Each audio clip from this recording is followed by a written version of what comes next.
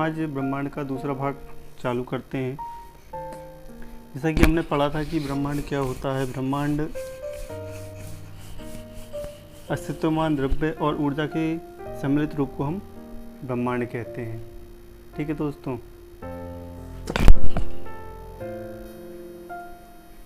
ठीक है। आज हम ब्रह्मांड को पढ़ेंगे। ठीक है, भाग 2।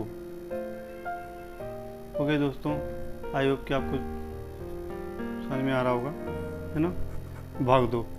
तो हमने पिछले वीडियोस में भाग 1 में हमने क्या पढ़ा था कि ब्रह्मांड क्या होता है ना, इसके सिद्धांत कौन कौन से होते हैं, और इसके अंतर्गत जो एक विशेष था महाविस्फोट का सिद्धांत, बिग बैंग थ्योरी, इसके बारे में हमने थोड़ा सा डिस्कस किया था।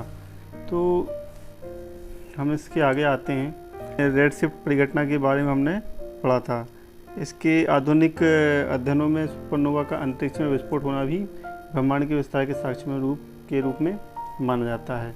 ठीक है, तो इसमें हमने एक चीज़ देखी थी कि नासा के बारे में हमने पढ़ा था, है ना, कि नासा ने 30 जून 2001 को डेविड विल्किंसन के नेतृत्व में बिग बैंग की पुष्टि हेतु मैप परियोजना का शुभारंभ किया था।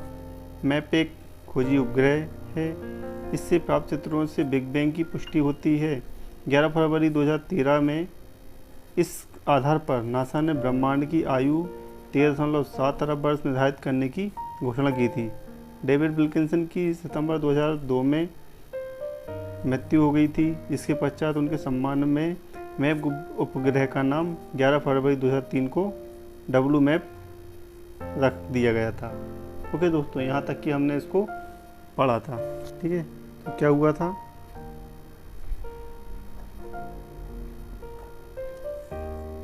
मैप, ठीक है, इसको हम क्या बोलते थे, माइक्रोवेव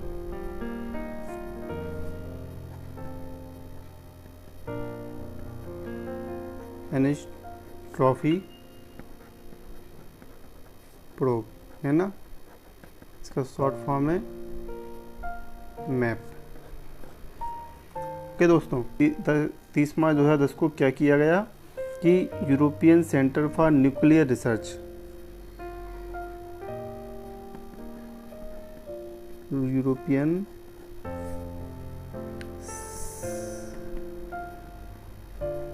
सेंटर फॉर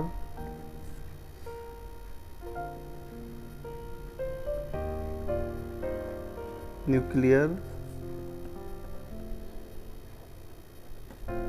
रिसर्च, है ना, जिसे हम शॉर्ट फॉर्म में क्या बोलते हैं, CERN, है ना। इसने क्या किया था कि जिनेवा में पृथ्वी की सतह से 50 से 175 मीटर नीचे, है ना, क्या किया, 27.36 किलोमीटर लंबी सुरंग बनाई। ओके दोस्तों, फिर इसने क्या किया था, तो इसने सुरंग बनाई, है ना, और सुरंग में फिर क्या किया, लार्ज हैड्रन कोलाइजर, है ना, लार्ज हैड्रन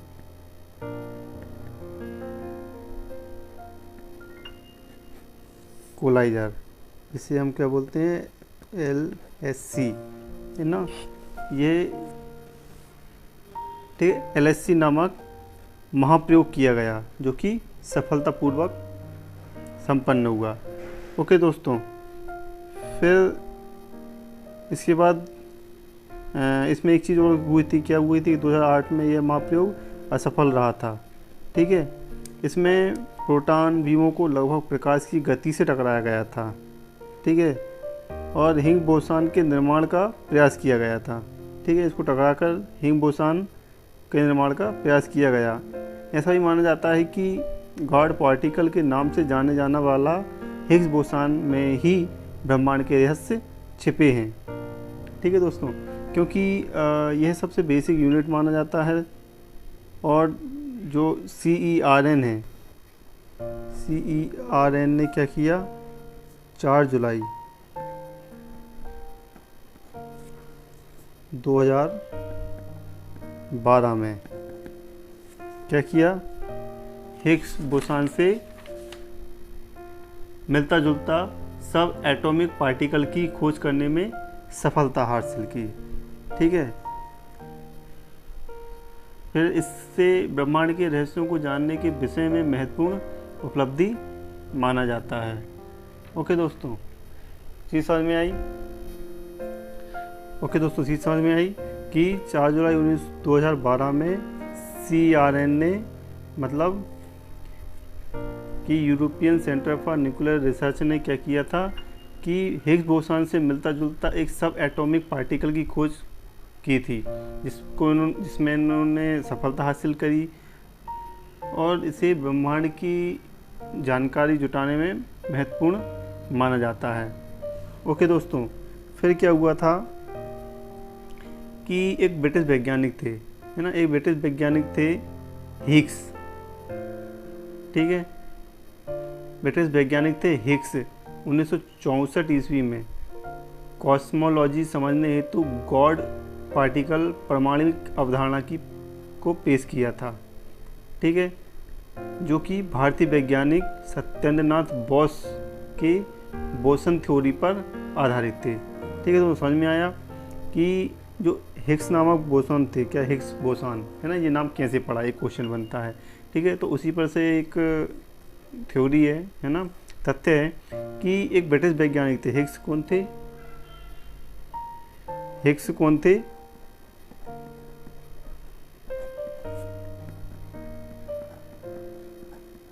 ब्रिटिश। ठीक है, हिग्स कौन थे? ब्रिटिश वैज्ञानिक थे। ठीक है, जिन्होंने क्या किया था, 1964 में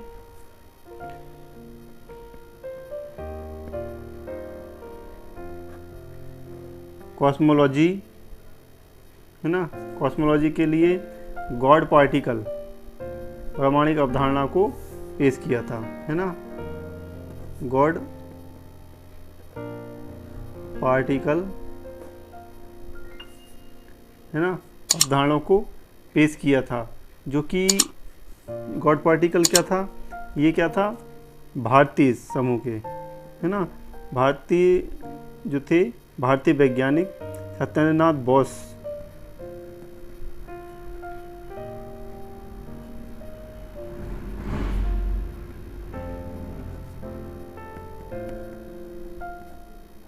सत्येंद्रनाथ बोस जो कि कौन थे, भारतीय थे।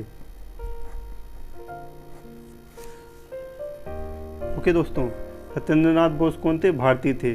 तो इनकी बोसन थ्योरी थी, इनकी कौन सी थी, बोसन नामक थ्योरी थी, है ना। ठीक है, तो इसी के आधार पर हिग्स बोसन नामक थ्योरी बनी। ठीक है दोस्तों, हम नेक्स्ट चलते हैं। ठीक है, ब्रह्मांड का व्यास। अब ब्रह्मांड का व्यास कितना है? ठीक है, ब्रह्मांड का व्यास,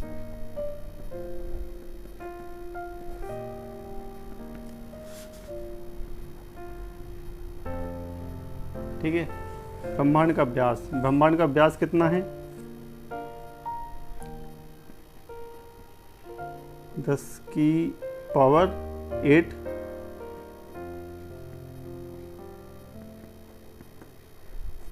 प्रकाश वर्ष।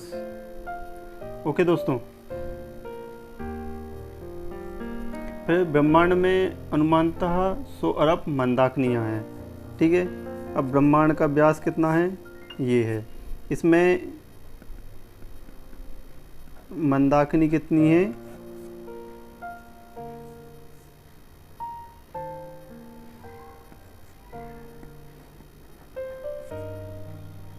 100 अरब। ठीक है, ठीक है। मंदाकिनी मतलब गैलेक्सी। ठीक है,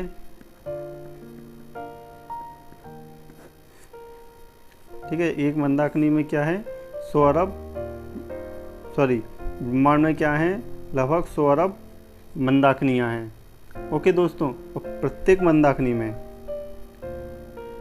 ठीक है, और प्रत्येक मंदाकिनी मतलब एक मंदाकिनी में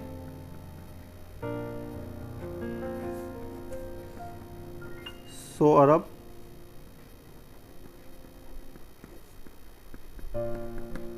तारे हैं। ओके दोस्तों, प्रत्येक मंदाकिनी में कितने तारे हैं, 100 अरब तारे हैं। ठीक है, इसके बाद आता है मंदाकिनी। अब ठीक है, एक क्वेश्चन बनता है कि मंदाकिनी होती क्या है। ठीक है दोस्तों, मंदाकिनी होती क्या है। अब मंदाकिनी क्या होती है, तारों का एक ऐसा समूह होता है जो धुंधला सा दिखाई पड़ता है। ठीक है, आपने आसमान में देखा होगा कि रात में ही तारों का समूह, मतलब बहुत सारे तारे दिखते हैं, धुंधला धुंधले से दिखते हैं, कुछ तेज़ दिखते हैं, है ना। तो जो कि क्या है कि तारा निर्माण प्रक्रिया की शुरुआत का गैस पुंज होता है। ठीक है, तारा का एक ऐसा समूह जो धुंधला सा दिखाई पड़ता है तथा जो तारा निर्माण प्रक्रिया की शुरुआत का गैस पुंज है। ठीक है, उसे हम क्या कहते हैं, मंदाकिनी कहते हैं। ओके, हमारी पृथ्वी की अपनी एक मंदाकिनी, मतलब हमारी पृथ्वी की एक क्या है, हमारी पृथ्वी की मंदाकिनी है ना, पृथ्वी की मंदाकिनी। ठीक है, हमारी पृथ्वी की मंदाकिनी है, जिसे हम क्या बोलते हैं, दुग्ध मेखला या आकाशगंगा कहते हैं। ओके दोस्तों, हमारी पृथ्वी की मंदाकिनी क्या बोलते हैं हम, दुग्ध मेखला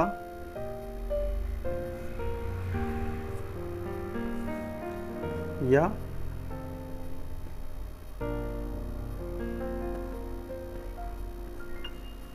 आकाशगंगा कहते हैं। ओके दोस्तों, इसे हम इंग्लिश में क्या बोलते हैं, मिल्की वे भी बोलते हैं।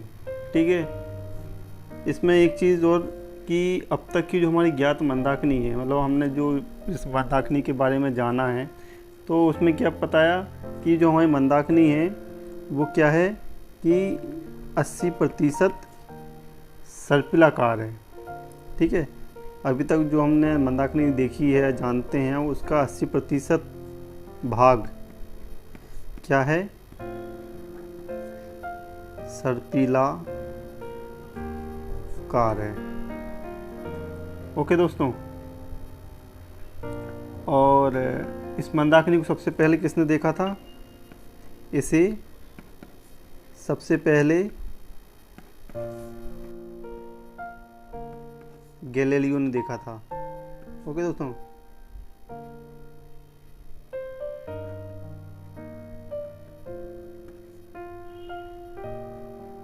इसे सबसे पहले किसने देखा था, गैलीलियो ने देखा था। ठीक है दोस्तों, नेक्स्ट चलते हैं हम। ठीक है, ये क्लियर हुआ इतना। अब आता है कि आकाशगंगा की सबसे नज़दीकी मंदाकिनी कौन सी है। ठीक है, ये तो हमारी मंदाकिनी, पृथ्वी की मंदाकिनी की बात हुई है ना। पृथ्वी की मंदाकिनी को क्या बोलते हैं, दुग्ध मेखला या आकाशगंगा बोलते हैं। ठीक है, जो कि 80% सर्पिलाकार है। और इससे पहले सबसे किसने देखा था, गैलीलियो ने देखा था। ठीक है, इसे हम मिल्की वे बोलते हैं। ठीक है, अब ये क्वेश्चन बनता है कि हमारे आकाशगंगा की सबसे नज़दीकी मंदाकिनी कौन सी है। ठीक है, हमारी आकाशगंगा की सबसे नज़दीकी मंदाकिनी कौन सी है। ठीक है, तो मंदाकिनी कौन सी है बताइए, है ना, नज़दीकी मंदाकिनी। ठीक है, हमारी नज़दीकी मंदाकिनी कौन सी है, देवयानी। ओके दोस्तों, इसे हम क्या बोलते हैं, देवयानी। ठीक है, ठीक है, इंग्लिश में हम इसे बोलते हैं एंड्रोमेड। ओके दोस्तों, और नवीनतम मंदाकिनी, ठीक है, सबसे नवीनतम मंदाकिनी किसे बोलते हैं या क्या है? सबसे नवीनतम मंदाकिनी क्या है? ड्वार्फ मंदाकिनी। ओके दोस्तों,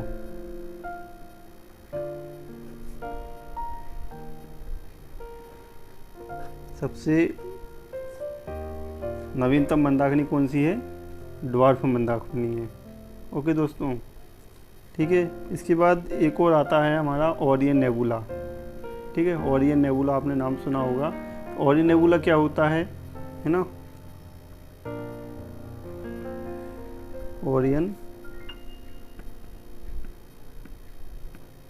नेबुला, ये नेबुला क्या है? हमारी आकाशगंगा के सबसे शीतल और चमकीले तारों का एक समूह है। उन्हें क्या है? सबसे शीतल प्लस चमकीले तारों का समूह है। ओके दोस्तों, तारों के, ठीक है, ये सारी चीज़ें हुई हैं। ओके, तो ये आज का हमारा ये टॉपिक कंप्लीट होता है। तारों के बारे में हम अगले वीडियो में हम डिस्कस करेंगे। ठीक है, ये वीडियो काफ़ी लंबा हो जा रहा है ना? तो आज हमारे ब्रह्मांड का टॉपिक ही क्लियर होता है। ब्रह्मांड के अंतर्गत सारी चीज़ें हैं। ठीक है, बाकी हम इसके अंदर छोटे छोटे टॉपिक्स के साथ हम फिर से एक नए वीडियो के साथ आएंगे। आई होप कि आपको ये जानकारी समझ में आई होगी, अच्छी लगी होगी। ठीक है, तो आपको यदि ये वीडियो पसंद आया हो तो प्लीज़ इसे लाइक कीजिए, शेयर कीजिए, सब्सक्राइब कीजिए, जिससे कि मेरे आने वाले वीडियोस की नोटिफिकेशन आपको मिलती रहे। इसके लिए आपको बेल आइकन का बटन लगाना बहुत ज़रूरी है ना दोस्तों? ठीक है, थैंक यू सो मच। जय हिंद।